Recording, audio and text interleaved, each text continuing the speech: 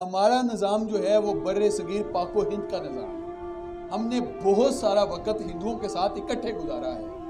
بر صغیر کے اندر اللہ کا کوئی نبی نہیں آیا، کوئی صحابی نہیں آیا۔ ایک صحابی کی روایت ملتی ہے جس کا نام ارتن بتایا جاتا ہے اور وہ ضعیف روایت ہے۔ یہاں پہ اللہ کے اولیاء آئے تھے جنہوں نے آ کے اپنے اخلاق کے ساتھ لوگوں کو دین دیا اور اپنے کردار کے ساتھ لوگوں تک پیغام پہنچایا تھا۔ تو ہمارے بڑوں نے ہمیں ولیوں کا ادب سکھایا تھا۔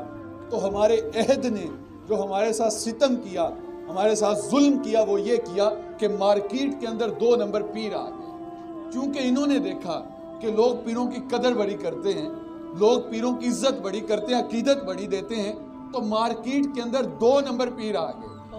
آپ نے کبھی بھی لوہے کی نقل نہیں دیکھی ہوگی۔ نقل جب بھی آتی ہے سونے کی نقل آتی ہے، کیونکہ اس کی مارکیٹ کے اندر ڈیمانڈ بہت زیادہ ہے۔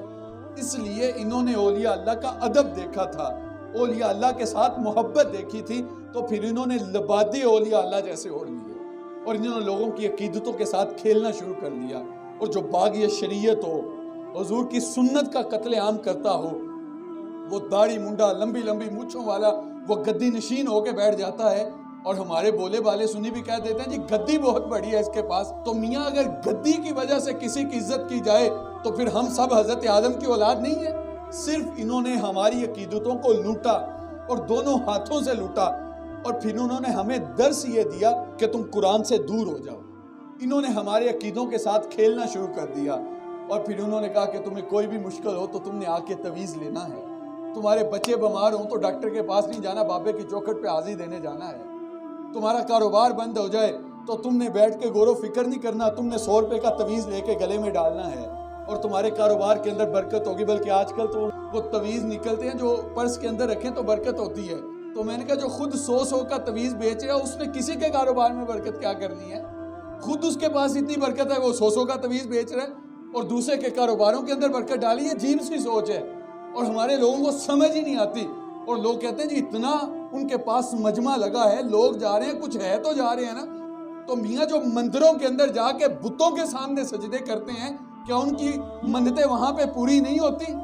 تو کیا پھر بتوں کو ماننے لگ جائیں کہ کچھ ہے تو وہ جا رہے ہیں نا؟ آپ دیکھیں نا، جو ہندو جاتے ہیں وہ جا کے منتیں مانتے ہیں اور وہ پوجا کرتے ہیں ان کی پتھروں کی، تو کیا ان کی منتیں وہاں پہ پوری نہیں ہوتی؟ تو کیا پھر پتھروں کو ماننا شروع کر دے؟ ہمارے ہاں یہ معیار ہی نہیں ولایت کا۔ لوگ کہتے ہیں جی دیکھو اس کی کرامت کتنی بڑی ہے، کتنے لوگ اس کے پاس جا رہے ہیں۔ کہ حضرت شاہ نقشبند بخاری، آپ سے کسی نے پوچھا حضرت آپ کی کوئی کرامت، تو آپ رو کے کہنے لگے صاحب اس سے بڑی کرامت اور کیا بتاؤں، اتنے گناہوں کے باوجود زمین پہ چل رہا ہوں اور زمین مجھے اپنے اندر دنسا نہیں لیتی۔ اور تمہیں پیران پیر کی کہانی سناؤں، حضرت امام جعفر صادق رضی اللہ تعالیٰ عنہ، تو آپ ایک دن اپنے مریدوں میں بیٹھے تھے، کہنے لگے یار آج پتے کی بات نہ کرنے، تو انہوں نے کہا حضرت ضرور کیجئے۔ کہا پھر وعدہ کرو جو جنت میں جائے گا وہ سب کو ساتھ لے کے جائے گا۔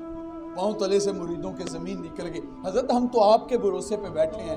آپ فرمانے لگے تم جانتے نہیں آخرت کے معاملے بڑے سخت معاملے ہیں، وہاں پہ تو اپنے حساب پہ بھی چھوٹ جائیں تو غنیمت کی بات ہے۔ ہمارے نعت خاں بھی زمین و آسمان کے کلابے ملا دیتے ہیں پیر کی شان کے اندر، اور وہ شعر پڑھے ہوتے ہیں جو حضور کی شان میں پڑھے جانے والے تھے، اور پیر کو خدا بنا کے رکھ دیتے ہیں، اور پھر جو ہے وہ عجیب سا ماحول بنا دیا جاتا ہے اور بے عملی کا درس لوگوں کو دیا جاتا ہے۔ تم نماز پڑھو نہ پڑھو، تم صدقہ و خیرات کرو نہ کرو، تم خدا کے حکموں کو توڑو، لوگوں کے حق غصب کرو، لیکن ہر جمعرات پیر کی چوکھٹ پہ سلامی دیتے رہنا، پیر تمہیں خود ہی چھڑا لے گا۔ یار جب قیامت کا دن ہوگا، سورج سوا نیزے پہ آ جائے گا، آج رخ الٹا ہے اس دن رخ بھی سیدھا کر دیا جائے گا۔ آج زمین گرمی جذب کرنے کی صلاحیت رکھتی ہے، اس دن زمین بھی تانبے کی بنا دی جائے گی، اور لوگ اپنے گناہوں کے حساب سے پسینے کے اندر شرابور ہوں گے۔ اور حضور فرماتے ہیں کہ جب بندہ دنیا سے جاتا ہے تو 2 چادروں کے اندر جاتا ہے، لیکن جب قبر سے اٹھایا جائے گا تو یہ 2 چادریں بھی اتار لی جائیں گی، بالکل برہنہ بندہ اٹھایا جائے گا۔ تو حضرت عائشہ نے عرض کی حضور پھر اس دن ایک دوسرے سے حیا نہیں آئے گی؟ تو حضور فرمایا عائشہ معاملہ اس سے بھی آگے ہے، کسی کو ہوش ہوگی تو حیا آئے گی نا، ہوش اڑے ہوئے ہوں گے سب کے۔ تو یار جب سوا نیزے پہ سورج ہوگا اور لوگ پسینے کے اندر شرابور ہوں گے اور رب قہر و جلال کے اندر ہوگا، تو پیر کی جرت ہے رب کے حضور دم مار سکے؟ اس وقت کوئی پیر آئے گا تمہیں چھڑانے کے لیے؟ تو آج اس ذوف الاعتقادی سے نکلیں اس خام و خیال سے نکلیں اور اپنے رب کو راضی کرنے کی کوشش کریں.